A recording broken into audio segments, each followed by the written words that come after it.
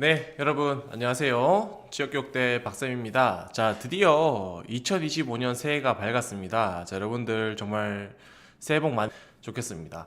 자, 새해가 시작됨과 동시에 여러분들 또 기다리던 소식을 하나 가지고 왔는데요. 2025년 현대차 이제 모빌리티 기술 인력 생산지 채용 공고가 이제 났습니다. 생산 채용 공고가 아직 뭐 확정으로 난 건 아니지만 이제 생산지 채용 공고가 다음 주에 이제 시작이 될 것이다라고 현대차가 공시를 했기 때문에 다음 주에 이제 채용이 발표될 예정인데요. 관련해서 오늘 제가 급하게 이렇게 영상을 좀 찍게 되었습니다. 여러분들이 이제 생산지 채용 공고가 시작되기 본격적으로 이전에 여러분들이 지금 하셔야 될 게 무엇인지 제가 요약하는 시간을 좀 가져보면 좋겠다라고 생각을 했는데요. 그래서 오늘은 공고 뜨기 이전에 지금 해야 될 세 가지를 주제로 오늘 한번 얘기를 하는 시간을 가져보도록 하겠습니다. 그래서 오늘 영상 보시고 여러분 다음 주 화요일 날에 채용 공고가 뜰 예정인데 공고 뜨시기 이전에 꼭 이 세 가지를 미리 하셨으면 좋겠다라고 말씀드릴 수가 있겠습니다. 그래서 자기소개서 관련된 부분들은 이 영상으로 좀 종결 지을 수 있으면 좋겠네요.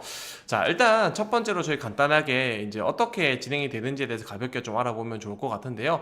일단 서류 접수 기간이 2025년 1월 14일 화요일 날, 다음 주 화요일 날 채용이 시작이 되죠. 그리고 이제 1월 20일 월요일까지 진행이 됩니다. 그래서 약 일주일 정도 진행이 되는데 기간이 그렇게 길지 않죠. 그렇기 때문에 이제 여러분들이 미리 문항 같은 것들을 좀 살펴보시고 자기소개서도 작성을 한번 해보시면 좋겠다라고 말씀드릴 수가 있겠습니다. 그래서 1월 20일 월요일 날 17시에 마감이 된다라는 거고요. 그 다음에 직무 같은 경우에는 이번에 모빌리티 기술 인력, 그래서 구생산직이다라고 할 수 있겠죠. 그래서 직무 분야가 자동차 생산, 그리고 R&D 기술 인력, R&D 유틸리티 관리 이렇게 되는데, 자동차 생산 부분 같은 경우에는 원래 과거에는 뭐 직접 생산, 간접 생산 이런 식으로 좀 구분이 되긴 했었는데 올해는 또 어떻게 될지 한번 살펴봐야 될 것 같습니다. 그리고 이제 R&D 기술 인력 같은 쪽 부분은 아무래도 뭐 생산 기술 쪽이랑 연관되어 있는 부분으로 보시면 될 것 같고요. R&D 유틸리티 관리 같은 경우에는 이 생산 과정에서 이제 사용되는 부품이나 부속품, 그리고 생산 공정에 사용되는 어떤 기계들의 부속품과 관련된 부분들로서 좀 이해하시면 되겠습니다. 그래서 그런 부분들 또 채용 공고가 나오면은 조금 더 디테일하게 한번 살펴보도록 하겠습니다. 근무 지역 같은 경우는 아직 나오지는 않았고요. 상세하게 좀 살펴보면 좋을 것 같고, 이제 지원 자격 같은 경우나 우대사항, 전형 단계 이런 것들은 제가 이제 우대사항 같은 경우에는 24년 기준으로는 한국산업인력공단에서 주관하고 있는 국가기술 자격 항목 중에서 자동차 생산 직무와 관련된 자격증을 우대한다 이렇게 되어 있는데요. 제 영상을 찾아보시면은 영상에 그 자격증이 어떤 종류가 있는지에 대해서 간단하게 제가 정리해둔 영상이 있으니 꼭 한번 참고해 주시면 좋을 것 같습니다.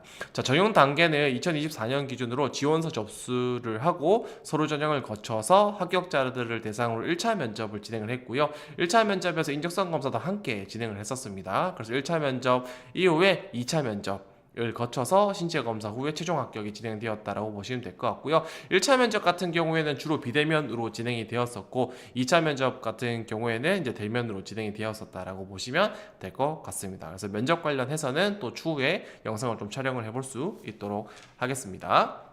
자, 그래서 오늘 본격적으로 이야기할 주제인 서류 접수 시작 전, 지금 이제 서류 접수가 일주일 정도 남겨둔 상황인데요. 서류가 접수되기 이전에, 서류 접수하기 전에 반드시 해야 할 세 가지에 대해서 말씀드리려고 합니다. 즉, 이 세 가지는 어떻게 보면은 뭐 자기소개서를 작성하기 전에 해야 될 세 가지에 대해서 이야기하는 시간이다라고 보시면 될 것 같은데요. 첫 번째로 하셔야 될 부분들은 과거 자기소개서 문항을 확인하셔야 된다라는 부분이고, 두 번째는 경험 정리와 소재를 선정해야 된다라는 부분입니다. 그리고 마지막 세 번째로 여러분들이 하셔야 될 것은 직무 이해다라고 보시면 될 것 같은데요. 여기 하나하나 간단하게 살펴보시면서 제가 좀 얘기하는 시간을 가져보도록 하겠습니다. 첫 번째로는 과거 자기소개서 문항을 파악해야 된다라는 건데요.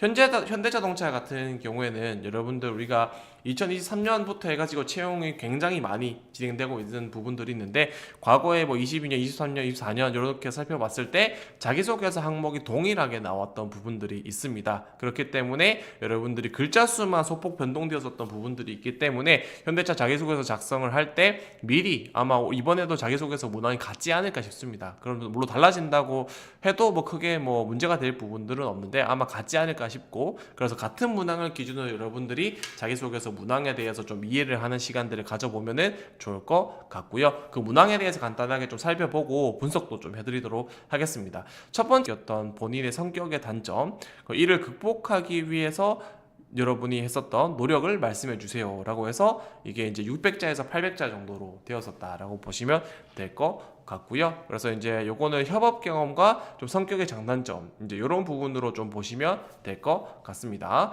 자, 그 다음으로 세 번째는 스스로 목표를 설정해서 달성해 나가는 과정에서 겪은 어려움이 무엇인지 그리고 그것을 극복해낸 방법을 말씀해 주십시오 라고 해서 이것도 똑같이 600자이게 됐다가 700자가 됐다가 뭐 800자가 되기도 하는 그런 부분으로 좀 살펴보시면 될 것 같습니다. 그래서 이렇게 세 가지 문항이 있었다라고 보시면 될 것 같고요. 첫 번째로 하셔야 될 부분들 자기소개서 문항을 파악하는 거다라고 말씀드렸는데 이 문항을 이제 과거와 똑같이 나올 가능성이 높기 때문에 이 문항을 기준으로 어떤 문항이 나올까 예상을 하시면 될 것 같다라고 보시면 될 것 같습니다.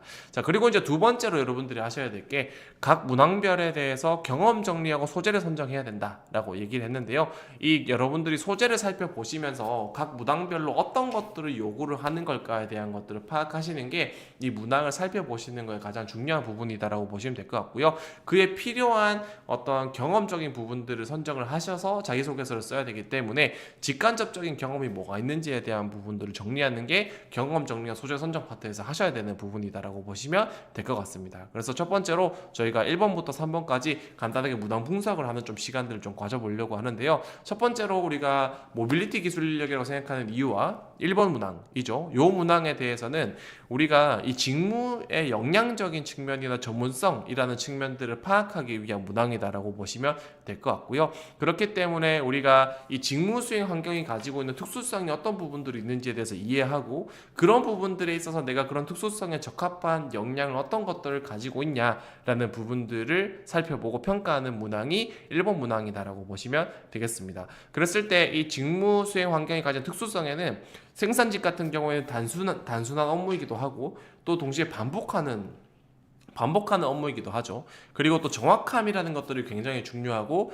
또 생산직 같은 경우에는 협업이라는 부분들과 안전이라는 부분들이 굉장히 중요하다라고 할 수가 있겠습니다. 생산직에 있어서는 이런 특수성을 가지고 있기 때문에 여러분들이 이런 부분들에 있어서 내가 이것들을 잘 해낼 수 있는 이러한 부분에서 성과를 주도할 수 있는 나만의 강점이 뭐냐, 차별화된 본인만의 전문성이 무엇이냐라는 부분으로 생각을 해주시고 접근을 하시면 될 것 같다라고 좀 말씀드릴 수 있을 것 같아요. 그래서 그런 것들에 있어서 내가 어필할 수 있는 경험이 뭐가 있을까라는 부분들을 좀 탐색해 보시면은 1번 문항을 좀 작성하는데 크게 어려움이 없을 거다. 그래서 1번 문항 작성하는데 그런 부분에서 경험적인 부분들을 도출하는데 크게 무리가 없을 거다라고 얘기를 해줄 수가 있겠습니다.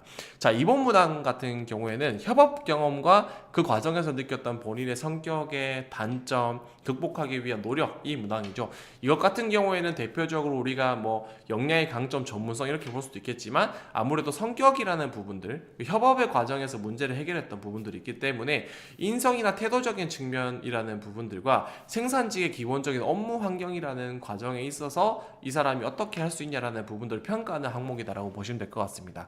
그렇기 때문에 이런 생산직이라는 부분에서 기본적인 업무 환경은 협업을 전제로 하는 부분들이 있다라는 걸 여러분들이 반드시 이해를 하셔야 된다라는 거고요.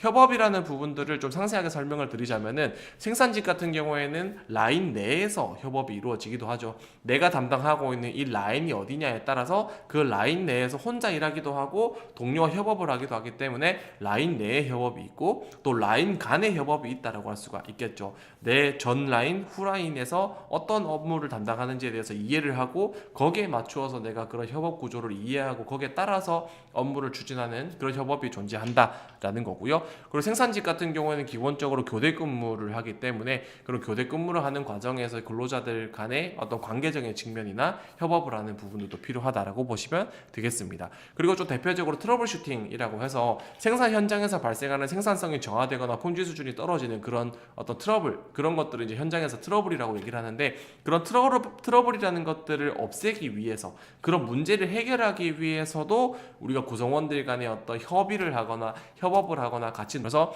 내가 어떤 이런 것들과 관련 있는 이런 특성과 관련 있는 경험이 어떤 게 있을까라는 부분들을 한번 찾아보시면 좋겠다라고 말씀드릴 수가 있겠습니다. 자, 그 다음에 세 번째 문항이 목표 달성과 그 과정에서 어려움, 그리고 극복해낸 방법이 뭐냐라는 것들을 이제 물어보는 문항이죠.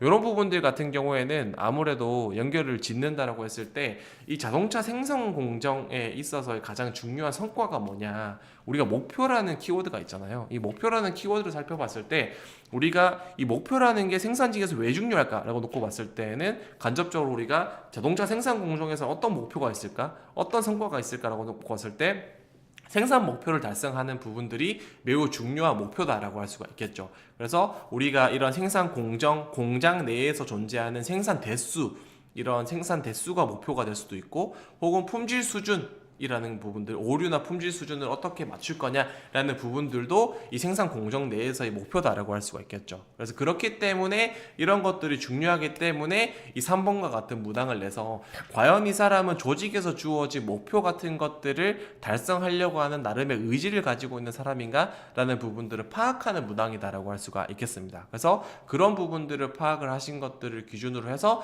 내가 목표를 설정하고 스스로 목표를 설정하고 이걸 달성하기 위해서 노력했었던 경험이 어떤 것들이 있지라는 부분들을 생각해 보시는 게 가장 중요한 부분들이다 라고 할 수가 있겠습니다. 그래서 3번 같은 경우에는 그런 식으로 접근을 하셔서 정리를 한번 해보시면 좋겠다 라고 할 수가 있겠고요. 그래서 간단하게 조금 더